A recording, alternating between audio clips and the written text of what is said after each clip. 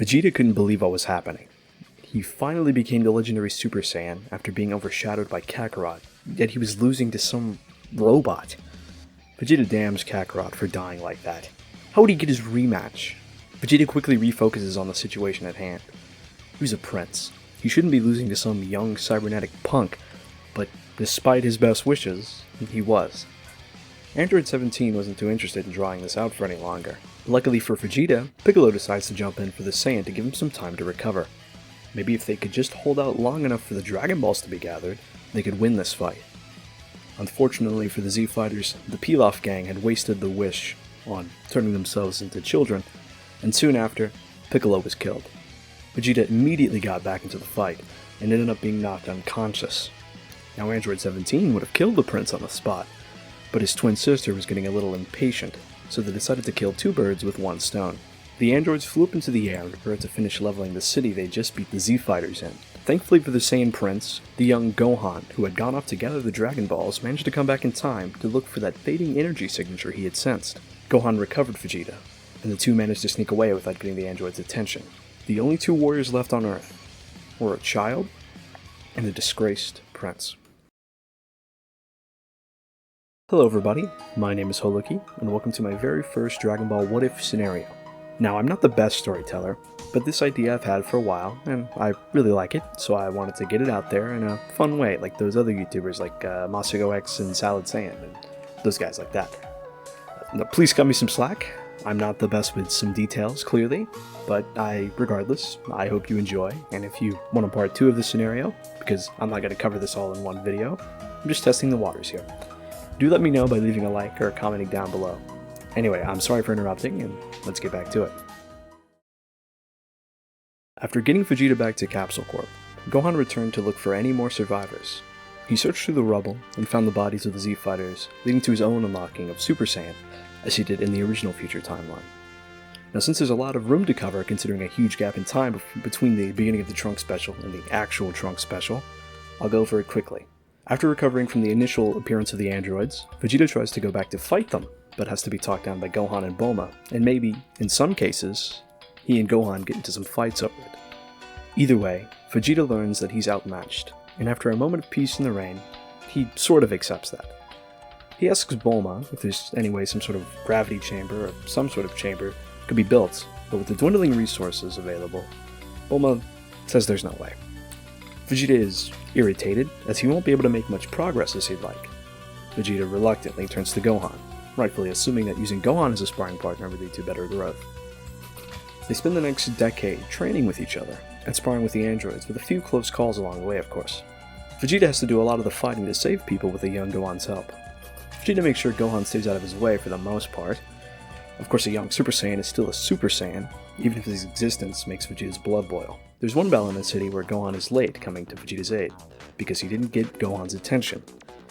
Vegeta was fighting both of the androids by himself, as Vegeta typically does, doing his absolute best despite being utterly overwhelmed. Now, he would have died if Gohan had not intervened, and for his mistake, Vegeta gained a prominent scar across his nose, courtesy of Android 17, something the prince could never truly forgive or forget. Scarring the face of a prince is a crime to the highest degree. He will get his revenge. Something important to note is that Vegeta begins to gain a bond towards his family. He's not Majin Vegeta or Super Vegeta level, but at least he's more caring than we see with, for example, present Android Saga Vegeta. If anything, he only wants to make sure that his son, Trunks, stays alive. In the meantime, Vegeta helps Gohan develop into a fine Saiyan warrior, and the pair share a budding rivalry.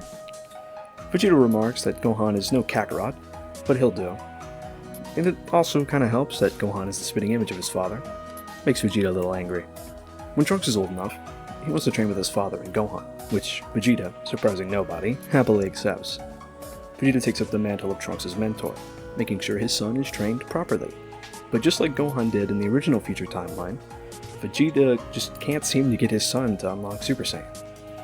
Now, one day of training is interrupted by the android's attack on a theme park. Vegeta grabs Trunks and wastes no time making his way to the theme park, meeting up with Gohan on the way. Vegeta smirks to himself. He was feeling particularly confident today, and getting a sense of Gohan's energy, he was sure this might be the day they actually push the androids back. He tells Trunks to stay back and watch. Vegeta's not about to put his son in reckless danger. He and Gohan transform into Super Saiyans, and the battle ensues. Vegeta takes Android 17, obviously, having a vendetta against him, while Gohan is left with Android 18. Let's focus on Vegeta's fight first. Vegeta is a little more reserved in this fight, still cocky like he would be in the Android saga, as he hasn't been sufficiently humbled enough, so to speak, but he's just barely more careful than a typical Vegeta would be. Him and 17 trade blows, recklessly destroying the theme park in the process, much to Trunks and Gohan's chagrin. Unfortunately, as is the case in a lot of arcs, Vegeta is still too cocky, and after getting 17 to his knees, Vegeta happily takes the opportunity to stick his hand out and charge a blast. With a laugh, he welcomes Android 17 to oblivion with his very own Big Bang attack, when 17 obviously takes advantage of the opening Vegeta gave him. With a solid few strikes, the tide of the battle swaps instantly. Vegeta's on the ropes, and that irritates Trunks, who charges into battle. Trunks charges towards 17, who quickly swats the teenager away. Vegeta's rightfully enraged, but he's been beaten so badly and humiliated that it's a little too late for a boost in power. Gohan sees this and uses a Senko Ki Blast to blind 18 and sideline 17 to save Vegeta and Trunks. While Gohan hides with the two Saiyans to stay low, Vegeta reawakens just as angry as he was when he was knocked out. Vegeta immediately struggles with Gohan, as he wants to get revenge against 17 for beating his son, and obviously scarring his face, and that gives away their position. The two immediately, instinctively, shield Trunks as a huge ki wave comes their way. In the process, Gohan shields Vegeta more, his arm taking a big brunt of the damage and scarring up his face, as he did in the original timeline. Vegeta isn't left scratchless either, taking a good brunt of the blast to his back as well. Thankfully, unlike the original timeline, while Gohan's arm is sort of dead, it's not gone, and it'll hopefully recover up. The androids left, assuming the three dead. Gohan and Vegeta both still cling on to life, just barely, and Vegeta's closer to his son, clutching onto him. Gohan reaches into his gi, pulling out the last Sensu beam. He thinks it over. Him, Vegeta, or Trunks? Gohan is faced with a slight dilemma. Trunks is hurt badly, but both him and Vegeta are closer to death, and there's not a lot of resources in Capsule Corp for the both of them to recover quickly. Gohan speaks up with what strength he has. He tells Vegeta that he's going to give him the last Sensu beam, and to do whatever he wants with it. Gohan weakly tosses the bag over, and Vegeta barely manages to catch it. Vegeta can't help but sort of resent Gohan for giving him such a hard choice, especially considering Vegeta's character. Gohan always needed to be such a good person. Vegeta stares down at the bag. His pride and ego, and determination to get revenge on 17, and the androids in general, it tells him to eat it. Eat the Sensu beam, and get the boost in power himself from a Zenkai boost. But there's another part of him. There's a mini war inside Vegeta, because the other side of him only wants his son to survive. And Vegeta, he gives in. He survived much worse, he tells himself. And in the end, he puts the bean in Trunks' mouth and restores Trunks' health. Trunks awakens to a brutal scene. His father and Gohan, who is still like a brother to him, are brutalized and practically dying. He quickly rushes to Gohan's aid. He looks more hurt with a very limp arm. Trunks can't bring them both back at once, so he silently hopes his father will be okay, because he believes Gohan needs the medical attention more, and that his father is a little more tougher than Gohan.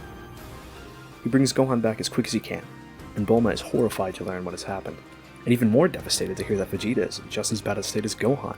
Obviously, she had grown more fond of Vegeta thanks to his cold exterior warming up in this timeline.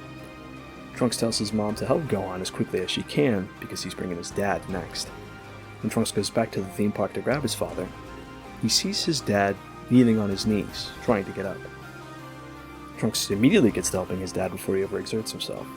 Now, Vegeta doesn't tell Trunks what happened, allowing Trunks to believe that Gohan helped him with the Sensu beam. Vegeta manages a small smile at the sight of his son looking fine before passing back out.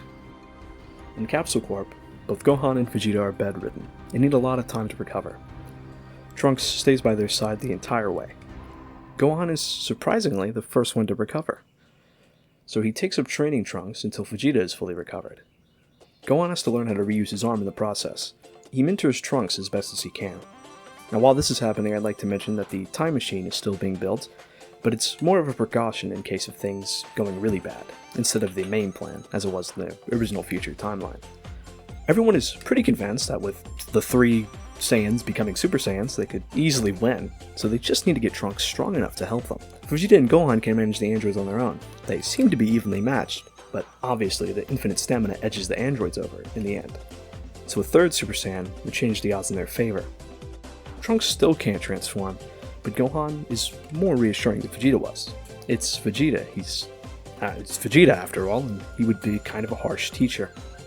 Even if it is his son, Gohan tells Trunks that he will definitely be able to if he keeps working as hard as his father did. Gohan tells Trunks about how Vegeta was after learning that Goku was a Super Saiyan, and how furiously he trained, going into space and everything, and never coming back for months and months on end. And the two enjoy the strange peace of the end of another training session between them, before there's a massive explosion in a nearby town. Pepper Town. Gohan immediately jumps to action, transforming into a Super Saiyan, and just like in the original timeline, Trunks instantly offers his help. Gohan struggles for a moment, but gives in, and mirroring the original timeline, because hey, if it ain't broke, don't fix it, knocks out Trunks. Now Gohan understands that this time, he has to go alone. However, in the middle of Capsule Corp, the sudden burst of power from Gohan makes Vegeta bolt awake. He's not totally recovered, but damn it, he's not gonna let Kakarot's brat go off and die in a foolish way like Vegeta has done almost twice. He still has a score to settle with those androids, and he'll be damned if he's doing it alone or letting anyone else do it for him. Now Bulma knows she can't stop him, so she only asks him to keep Trunks safe. Vegeta scoffs in response, but as we all know, that's a typical Vegeta way of agreement. He dons his Saiyan armor and makes his way to Pepper Town. Gohan kicks 17 into a building before making his dramatic entrance. The androids laugh and ask him if he's serious, finding them alone. They were sure they killed all 3 of them, but this is a nice surprise. Before the fight can ensue, Vegeta touches down to take Gohan's back, where 17 is approaching from. Vegeta remarks that Gohan knows he can't win by himself, and that this is repaying the debts he owes Gohan for saving him. Now 17 at the sight of Vegeta can't help but grin. He tells Vegeta that he can't wait to finally put that prince down for good, and he also sarcastically compliments his nose scar, as he usually does when seeing Vegeta. Vegeta manages one of his famous, iconic smirks, and he scoffs. Vegeta tells 17 that this time, he'll make sure these androids are wiped off the face of the planet. Gohan butts in, and he adds that there's absolutely no way he and Vegeta are going to let them run wild anymore. As Vegeta transforms into Super Saiyan, the battle begins. Vegeta punches 17 in the face with a strong burst of power. As 17 recovers, he comments that Vegeta isn't at his best, clearly, and asks if the old man has even recovered properly. Vegeta doesn't let that slide, and the two begin to battle across one side of Pepper Town. Meanwhile, Gohan and 18 begin their battle. Gohan manages to do well enough, but one of his arms is still weak, as it can never properly heal. It's still useful, but it is noticeably weaker than his other one. The battle rages on. A long-since abandoned city begins to crumble as the 4 fighters fight. Rain begins to fall overhead as a storm rolls in. Gohan is starting to feel the strain of the fight, and Vegeta is feeling even worse. But the prince, he refuses to go down. The fight extends past when future Gohan originally died in the future timeline, and thus Trunks wakes up and immediately heads to the battlefield where he can sense his father and Gohan fighting. Trunks arrives and calls out to his father, who's caught off guard by Trunks' arrival. 17 takes advantage and beats Vegeta down to the ground. Trunks screams out and comes to his father's aid. 17, well, he's not holding back, and Trunks is completely outmatched. He beats Trunks senselessly, while the exhausted and bruised Vegeta can't do anything but watch. And Gohan can't intervene either, he's too caught up with Android 18. Vegeta musters enough strength to blast 17 in the face, to get him off of Trunks. 17 immediately seeks out his revenge, going over and stomping on the prince's chest over and over again, shattering his armor. And he's yelling out how he's going to enjoy stomping a hole through Vegeta's chest, and how much of a pain in the ass these Saiyans have really been. Now 17's always been a bit of a hot-headed android, so Vegeta's refusal to give up rightfully enrages him. On the other side though, seeing his father tortured and brutalized makes something in Trunks snap. Despite it being completely useless, he aimlessly pleads for 17 to stop, but of course, the android completely ignores him. Trunks just can't watch anymore. and its power erupts in a golden light, tears flowing at the sight of his father being so awfully beaten. Trunks has become a Super Saiyan. Vegeta looks over, managing a prideful smile at the sight of his son's transformation. The tides of the war against the androids may have just been turned.